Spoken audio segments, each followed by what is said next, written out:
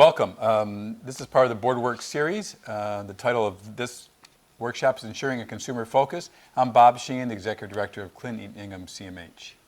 Hi, and I'm Julie Barron. I'm a customer service representative and a peer support specialist at CEI. So Julie and I will be walking through the workshop today and interjecting our own personal views as well as our professional views. So let me go ahead and get started. Thanks, Julie. During the workshop today, you'll see a number of concepts that are related to how a CMH board member has to pursue his or her obligation as a board member. Note, if you don't mind, there are a number of themes that cut across these areas that we'll cover. We're kind of simple thinkers, and we find that if you can keep straight those key themes that will cut on, that cut across all those topics, you'll be a better board member. The components of the consumer-focused system of care that we operate as a CMH and PHP systems are these. We're going to be talking about person-centered planning and support, self-determination, recovery orientation of our system, customer service and peer support specialists and the role that they play to the CMH system, the system of care, which is a care providing system for kids, and cultural competence. Let me first start with person-centered planning. Michigan was the first state in the country to put into statute a requirement that the CMH system follow person-centered planning dictates and principles in its use of treatment planning. In fact, let me read what the law says. The law says, the responsible mental health agency for each recipient shall ensure that a person-centered planning process is used to develop a written individual plan of service in partnership with the recipient. Person-centered planning blends medical necessity needs, in other words, what the clinician knows, as well as the approach that respects what the consumer and his or her family brings to the table, what he or she wants from treatment or supports that will be provided by the CMH. There are some other values in that the person-centered planning is highly individualized. It's not a cookie-cutter approach. It's based on what the consumer and his or her family wants involved in their treatment. It reinforces the strength that each consumer brings to the table. It, of course, recognizes deficits, which is what we all have when we're diagnosed, but over time then as the strengths become to the fore, those strengths become the core of the person-centered plan. And it always honors and considers the desires of the consumer, even if all those desires can't be granted. Sometimes they cannot, but it always honors those to drive the person-centered planning process.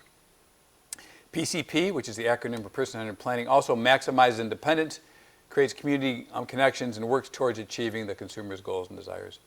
It has to also be culturally sensitive to the cultural background the consumer brings to the table and fosters the use of natural supports, which are the natural unpaid supports, people in our lives, family, friends, neighbors, co-workers, landlords, tenants, roommates. The availability and use of supports that are built into a person's plan do have a hierarchy. They start with what does the individual bring to the table, then what strengths and resources does the family, guardian, friends, and others bring to the table, then what other community resources are available, then fourthly, what other public funded supports are available, and then finally, what can the CMH or PHP system bring to the table in that order. Self-determination is the next set of principles. Self-determination is, it's an old term that we've used in the human services field for probably 40 years, but it has a new twist to it, which is really about greater consumer empowerment. It has several principles upon which self-determination, or self-D is the term we use, is based. The first is freedom. The ability for individuals, along with their friends and family as they choose, can plan a life with the supports that they think make sense to them. Second is authority, and this is a big deal. It's where the ability of a person with a disability to control a certain set of sums is given them. Historically, a clinical plan is built with a cost to it, but the consumer had little control over how those dollars were spent beyond agreeing to the clinical plan. Self-determination actually gives power to the consumer to make choices about how they spend the money within medical necessity bounds, of course, but the consumer has a lot more power determining when and where and by whom those supports and services are provided. Support. So the third leg of the self-determination table is the arranging of services and personnel to assist the person to have a rich life in the community. Again, supporting being the key theme here to allow a person to live in the community with all the rights and responsibilities that all of us enjoy. And the fourth is responsibility. The acceptance of a valued role in the community of the consumer relative to employment, affiliation, spiritual development, housing, etc. So self-determination is an inclusive integrated process in which a consumer is more and more part of the community in which he or she lives by using the powers given to them in the self-D process. Third major consumer-focused effort we're going to talk about is the recovery orientation. Recovery has been a theme in our world for years, but since 2006, it's been pushed very successfully by the Federal Substance Abuse and Mental Health Services Administration, or SAMHSA. They actually wrote a consensus statement in 2006, which guides our recovery-oriented system of care. There are 10 fundamental concepts of recovery. The first is self-direction. I'll paraphrase some of the SAMHSA principles. By definition, the recovery process must be self-directed. The self, the consumer, does the self-directing and determines the unique path upon which he or she wants to move ahead. Individualized and person-centered. So similar to person-centered planning and self-determination, so again, this is one of these themes that cuts across these larger elements we're discussing today. It recognizes the person's strength and resiliencies, his or her needs, and their cultural background. All three of those parts are key to making the recovery plan, person-centered and individualized. Empowerment. So the third part of the recovery movement is empowerment. Consumers have the authority to choose from a range of options to participate in decisions that direct those options. They have the ability to join with others to speak collectively and effectively for themselves. I just wanted to add to what Bob was saying about empowerment, that I will go in later slides about my story as a peer, or before I even became a peer.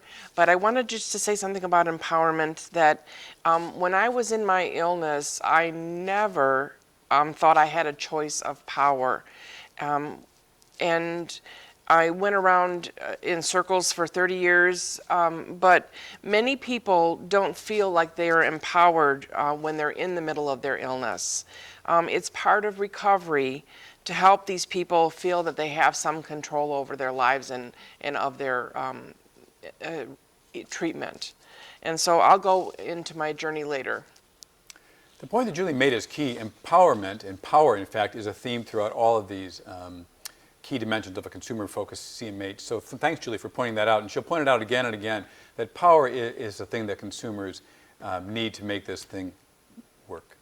Holistic. So the recovery system, as well as being an empowering one and an individualized one, is holistic. Recovery encompasses the individual's whole life, their mind, body, spirit, and community. It embraces all aspects of life. In fact, the list is very, very long. It's everything from housing to employment to education to mental health treatment, physical health treatment, our faith life, our community life, our voting life, and those are all the parts that make recovery work, the holistic approach to recovery.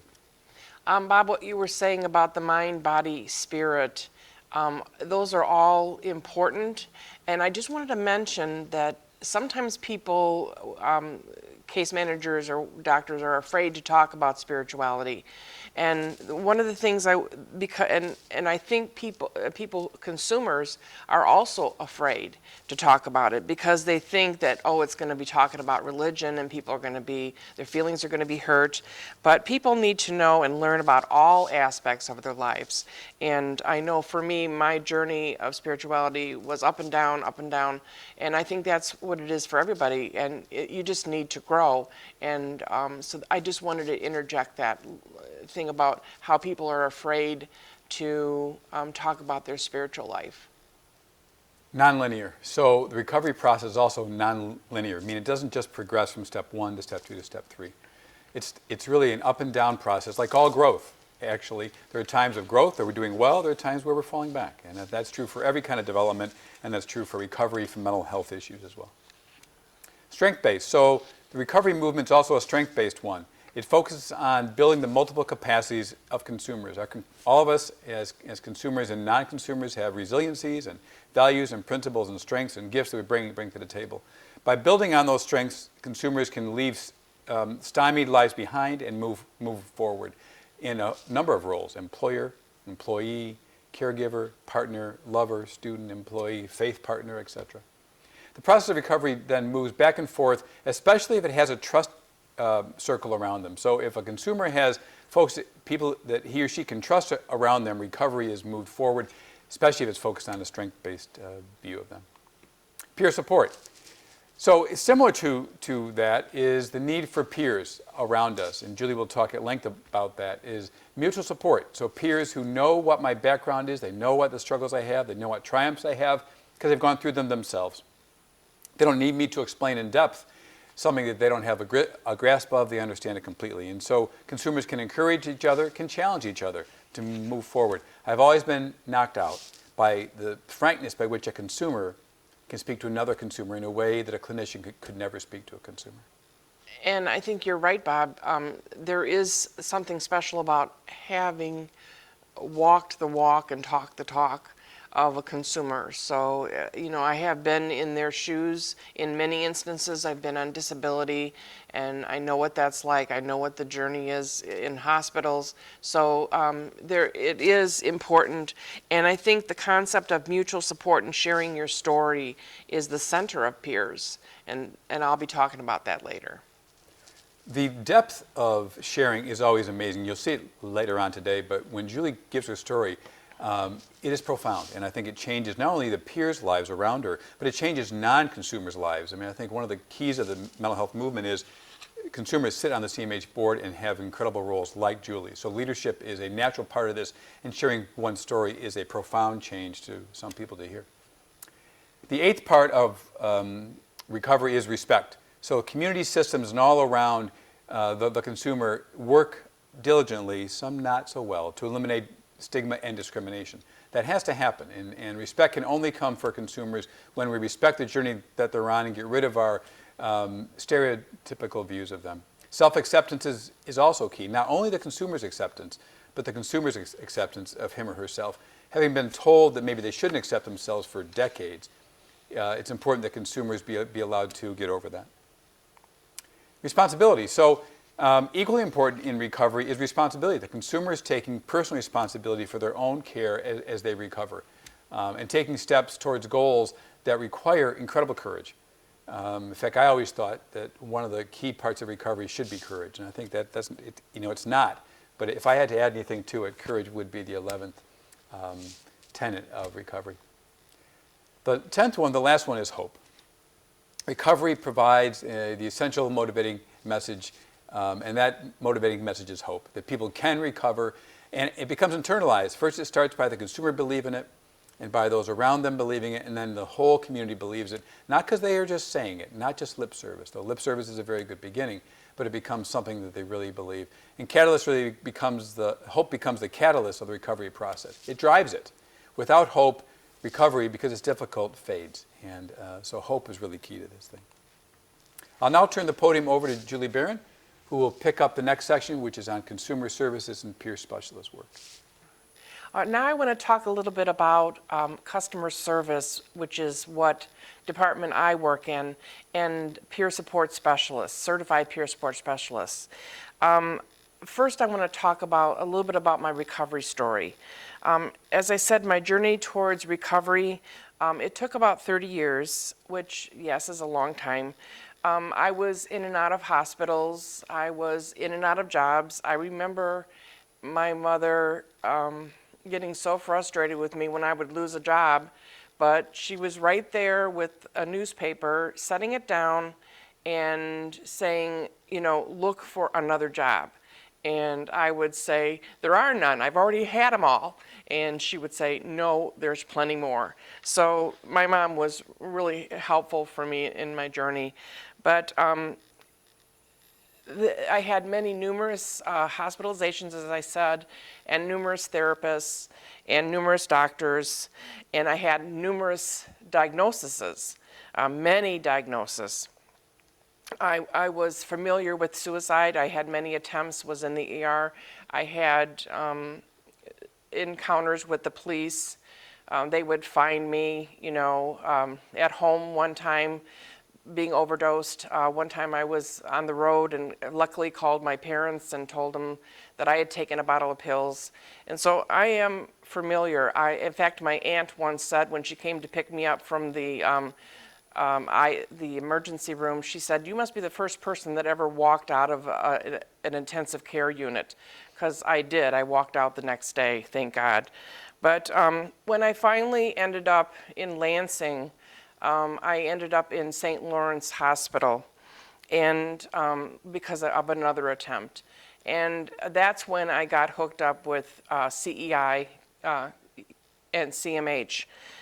So I was very lucky in getting a wonderful case manager. Her name is Jen Breer, and I got a very good doctor, and she was instrumental actually in getting me on the road to where I getting the right diagnosis, but and that still has changed. But she told me about the job that I have now. She said there's an opening for a customer service representative, and the prerequisite for the job was that you had to be getting services.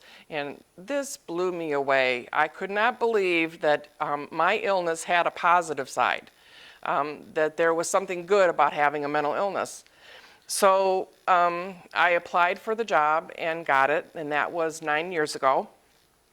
And so I became a customer service representative. Today, there are 6 people in my department. I am a senior customer service rep, and we have 4 peers in our group and two people who are switchboard operators.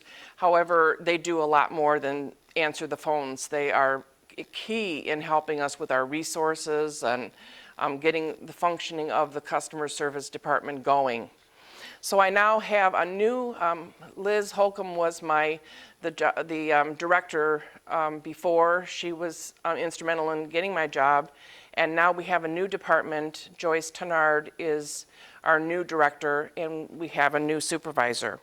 So in this role as a customer service representative, the key to it is that you're learning all the time. There's something different on the job all the time. And but what was really key for my recovery was getting the peer support specialist training. And like I said, I started in customer service in 2006, and in 2007 they told me there's this thing called peers, and you can take the training. So I took the training. It was a 5-day training, and then you take an exam, and you have all the time you want to take the exam over if you want, but I passed it. And so I have been a certified peer ever since. So I want to talk a little bit about what we do in customer service. We take complaints and concerns of people, and we, over the phone or in person or by mail or by email, and we help them get into services. We transfer them to the access department so they can get into services. But we also help the public with any questions they may have, and resources. And resources is a big part of customer service. We are revamping our whole resources. We're going to get a new system. We have resource racks in our buildings and other buildings.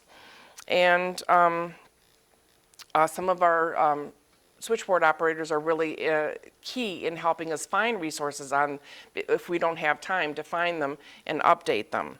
So we answer the phones. Our thing is to be helpful to consumers when they call. Also, another part of customer service is doing workshops. The workshops are done by the peers. First, I want to stop and say who the people are in my customer service. There's me. There is Rebecca West, Becky. There is Faith DeMyers, and there is Janet Mackey. And all 4 of us do workshops. So some of the workshops that we do, one of the biggest things that we have been taking on is mental health first aid. We do mental health first aid for adults. We do it for youth. Becky and I have done one on military veterans. We went to the military establishment down the road. And we also learned how to do for police, but we haven't done that yet. There are about 8 instructors at CEI for mental health first aid, and 2 of them are contracted, and they're the ones that are doing the ones for the police. I did do some work with the police earlier in the past years, but it was talking about mental illness and what CMH does and how it can be helpful to people that they encounter on the streets. Another workshop that we do is called WHAM, and that stands for Whole Health Action Management. And all the peers in the state took the training. It was a week long, and it's just like the name implies, it helps with mental health, it helps with the physical health, it helps with spiritual, and it does all the things that Bob talked about in the 10 things of SAMHSA. It covers all those things. So Faith and I are going to be doing a workshop coming up at Charterhouse, which is our drop-in center. And it's going to be about 8 weeks long, and we'll be doing different subjects like helping with sleep, helping with meditation, helping with all different things, and try to get them motivated to get their health and their mental health. Because as I always said in my mental health first aid workshops, people are afraid to go to get mental health, but they will go to their primary care physician. And sometimes when they go to the primary care, they'll talk about only their physical things, or if they go to a psychiatrist or a psychologist, they'll only talk about their thoughts and their feelings. But now it's getting more and more integrated. So when you go to a primary care, they will ask. A good thing that people need to know is they need to ask and talk about their feelings and their thoughts, because that can, primary care can be the first line of defense as far as depression and all those things, and anxiety. So for the mental health first aid, I want to back up. CEI got a federal grant. We were part of, I think, 8 different counties that got a federal grant. And we have trained over 600 people in the community. There were nurses, teachers, substance use workers, social workers, doctors, teachers, all these people, and also peers were in our groups. And everybody took away what they could from the mental health first aid. What that is teaching people that there is a way, when someone becomes ill, that there is a way to help them get into services. And it goes from when they're just starting to become ill to when they're into their treatment and recovery. And being a mental health first aider, and I always say we need to be first aiders, not crusaders. In other words, we don't diagnose. We just watch the signs and symptoms and know the risk factors, and you can help someone, even somebody in your own family, which I will be talking about later. So some of the other workshops that we do, there's WRAP, Wellness Recovery Action Plan. And I've done these in the past. Because we've been so concentrated on the mental health first aid, we haven't done as many but we will be doing some in the future. And that basically is similar to WHAM, but it focuses more heavily on the mental health portion. And then there's also PATH, Personal Action Towards Health. I know there's a lot of acronyms. Personal Action Towards Health. That is, I'm currently not doing that, but that deals with people with chronic illnesses. So it's focused on people, helping them get help from their chronic illnesses. So some other workshops that the peers do in customer service. Janet Mackey does meditation, a great meditation class. I'm even going to try to read some of her materials because I want to incorporate it into my WHAM groups. She does a stretch class, or she used to call it yoga. She also works with older adults right now, doing a class called A Matter of Balance. She is the head of the LGBT, or one of the supporters of the LGBT support group, along with Jen Breer, that I told you before was my case manager. She also helps bring in dietitians to do diabetic workshops for anybody that might be interested in learning about how to control or recover from their diabetes. Okay, I want to talk just a second about the Mission Advisory Council, the Mid-State Health Network Advisory Council. This council just became official, and it's consumers from 21 different counties, and I am the liaison for CEI.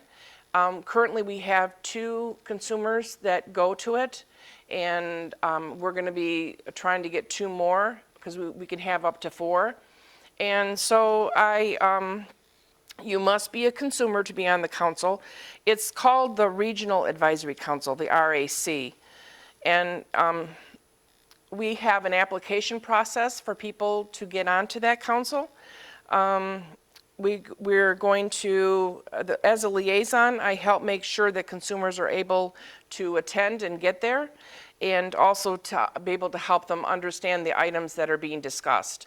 And we've had a lot of help from some other people in our CEI who have helped our consumers understand all the things that are on the table that we've been talking about for Mission, the Advisory Council.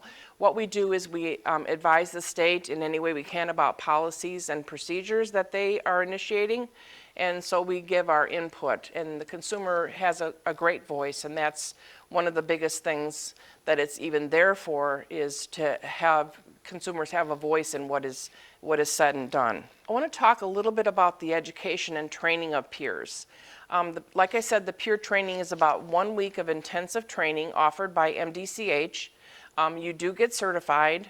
There is ongoing education. I have a whole list of I try to take every education that I can, and my past director, Liz, was really supportive of us taking as many trainings as we possibly could. So in the future, they're talking about possibly getting CEUs to work in the state so that you can get further education, but that's just in the works right now. And Bob's going to talk about later about jobs in mental health and in developmental disability section and addictions. I did take a recovery coach training, and so I am co-occurring. I do have a mental illness and an addiction. It is a gambling addiction, and so at the time I took the recovery coach training, I didn't have a whole year in. You have to, in the 12 steps, you have to have continuous recovery, and if you slip, then you start over. So I was in GA, which is Gamblers Anonymous, for 10 years, and I did get my 2 years in, and so I will be trying to go back to do recovery coach over again. So talking a little bit more about customer services, in customer service, the consumer is the key, and so as peers, we try to be a lifeline to from people trying to get into services to getting into services. So really, customer service should be the first place that you visit when you come looking for services. As a customer service, you want to add value to people when you value them. And the focus of customer service is promoting consumers' voices, as I said, so they can be heard, respected, and included in decisions. What customer services is not, is it's not just a department. It's a culture. It's a commitment to change. It's more than just a building, but it's a whole community. And I want to just talk just for a minute about the customer service program that CEI has. We just started about a year ago, or maybe it's been 2 years. I'm not sure, but there's a Service Star program, and we consider everybody to be a customer, not just the people that come in the front door and the public, but your coworkers are customers. So we are able to send a Service Star through email to the Service Star Committee, which I'm a member of, and you can nominate someone. So you tell them who the person is that did something extraordinary, what they did, when they did it, and then they receive a certificate in the mail, in the inter-office mail, and little coasters. And as you get nominated each month, you get more and more stuff, like maybe a mug, and I guess if you're nominated for 6 straight months in a row, you get a nice star. It's a paperweight. So it helps with morale, and it makes everybody feel that they're all on an even playing field. So we do sit as equals, and we bring a voice to the table. I just never encountered any negativity at CEI when I became a peer. It wasn't like, oh, you're one of them, you know.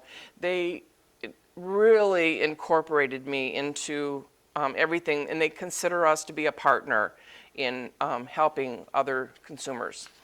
So service is valued by everyone, and the 5 things that we try to do in customer service, we try to be reliable, responsive. We want people to feel like they are being valued. We have empathy, not sympathy. There's a difference. And also bring our competency to the table. We want to be warm and welcoming, make everybody feel that they are being listened to. We want to, as Bob said, provide consumers with hope, because that's a key. And we are partners with the community and other agencies. We help to be informative and responsive and try to promote recovery. So after going through all this about customer service, I hope that you will contact your CMH and ask about getting peers into customer service. I think it's now starting to catch on, and there's a couple more CMHs in the state that are adding peers to their customer service. You really want to make some noise and really tell them how great it is to have peers in customer service, and just make your voice be heard. The 5th major theme is system of care. So the system of care idea was formed in 1984 by the feds. It was a method to sort of encapsulate the best system-wide best practices for dealing with adolescents and children with severe emotional disturbance. It was captured in a paper written by Hernandez and Hodges in '84. The concept isn't hard to grasp, however, though. It's got a couple of major themes. One of it is family focus. So services consider the strengths of the entire family, not just the kid being treated. Our belief is, and the belief of System of Care is, that families are the best venue in which kids can be raised. So if we can strengthen the family and have a family focus, the kids' chances of making it and recovering are greatly improved. Secondly, it's individualized. So each, again, a similar theme you heard with Julie and with me, that individualized treatment and practice is the core, and it is for System of Care as well. Culturally competent. It's important that the care given the child and the family is culturally competent. That means either ethnically, language-wise, culture, race, religion, background, way of thinking, cultural norms are all respected. And least restrictive. It's important that the service planning aim at making the caregiving venue as close to the child's home as possible. So it might be the child's home or school, and tries to avoid, whenever possible, the use of residential or inpatient settings. Not that those can't be used. Those are often used as part of the care, but always returning home whenever possible. Okay, I just wanted to mention what Bob said about the least restrictive and getting into the home. I have a nephew who's 24, his name is Joe, and he really badly needs to get into CMH, but he's deathly afraid of it because of his past encounter with being in the hospital. He does have a diagnosis, however, he just is totally afraid to get into CMH. And so one of my goals is to try to help their family, my sister's family, get him into services. But I just want to say that there's a lot of people that are stuck in the home. And I know the homeless is really important, to get people that are homeless into services, but people that are stuck in their home. And so I know that CMH, once he gets into CMH, he'll be able to get help and get motivated so that he's not afraid to get help. Thanks, Julie. So to echo Julie's point, least restrictive is key. So families know and young adults know that getting into treatment won't restrict their access to freedom. And in fact, it will increase it. Community-based. So the services have to be community-based as well. They should be drawing on natural community-based systems like schools, primary care settings, and mental health settings, et cetera. Accessible. It's important that the services in a system of care are accessible, not limited by location or scheduling or cost. In fact, as I think most people know, The inability to pay for care does not restrict somebody's ability to get care at a CMH. Interagency focus. So the idea of you want to make sure that you're cutting across systems. You're cutting across juvenile justice systems, school systems, healthcare, child welfare, so the child receives a holistic, unified system of care. And that requires collaboration and coordination between bodies which are quite different. The way the schools and the mental health world and the primary care and juvenile justice view the kids' needs are very, very different legally and from a regulatory standpoint. But when they work together in terms of practice, it becomes a seamless whole package of care that the child and the family get. Cultural competence is the last leg of a consumer-focused system of care across the CMH system. Cultural competence is something we're all getting better at. Years ago, it just meant having things in multiple languages. Now it means more than that. There's actually the National Center for Cultural Competence in Georgetown defines cultural competence as, and I'll actually read this, the willingness and ability of a system to value the importance of culture in the delivery of services to all segments of the population. They go on to say it's a continually evolving process for the system as the individual. It never ends. You never become fully culturally competent. Once you think you are, in fact, people backslide and they lose their ability to understand the attitudes and beliefs of the entire culture, given the fact that we're dealing with cultures that are very vast and very different. The old saying is, if you met one person from a culture, you've met one person from a culture. They may have some generalizable beliefs behind them or behaviors, but generally people redefine their culture on an individual and a family basis.